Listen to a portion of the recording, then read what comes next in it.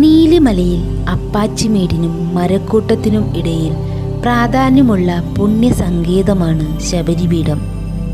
ഇവിടെ മഹാതപസ്വിനിയായ ശബരിയുടെ ആശ്രമം ഉണ്ടായിരുന്നു എന്നാണ് വിശ്വാസം.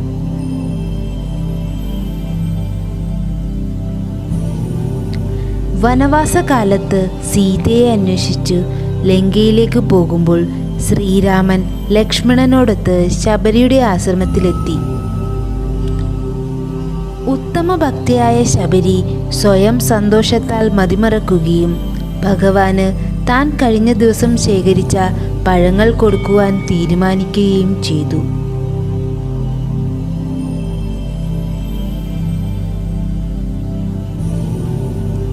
പഴങ്ങൾ രുചിയോ പുളിയോ വിഷമോ എന്ന് ശബരിക്ക് ഉറപ്പില്ലായിരുന്നതിനാൽ ആ പഴങ്ങൾ ആദ്യം അവൾ രുചിക്കുകയും പുളിച്ചതും നല്ലതല്ലാത്തതും എല്ലാം വലിച്ചെറിയുകയും ചെയ്തു.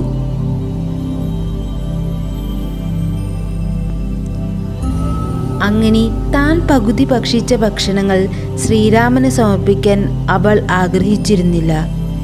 ഇത് ശ്രീരാമൻ മനസ്സിലാക്കുകയും ശബരിയോട് പകുതി ഭക്ഷിച്ച പഴങ്ങൾ പങ്കിടാൻ ആവശ്യപ്പെടുകയും ചെയ്തു.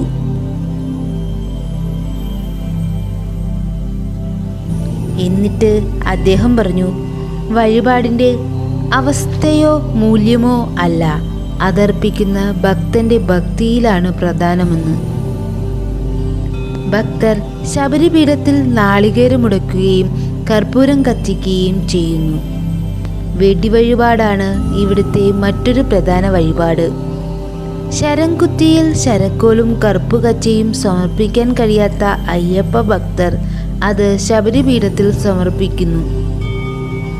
അയ്യപ്പ ക്ഷേത്രത്തിലേക്കുള്ള തിരുവാഭരണം വഹിച്ചുകൊണ്ടുള്ള വാർഷിക ഘോഷയാത്ര ശബരിപീഠത്തിലൂടെയാണ് കടന്നു പോകുന്നത്.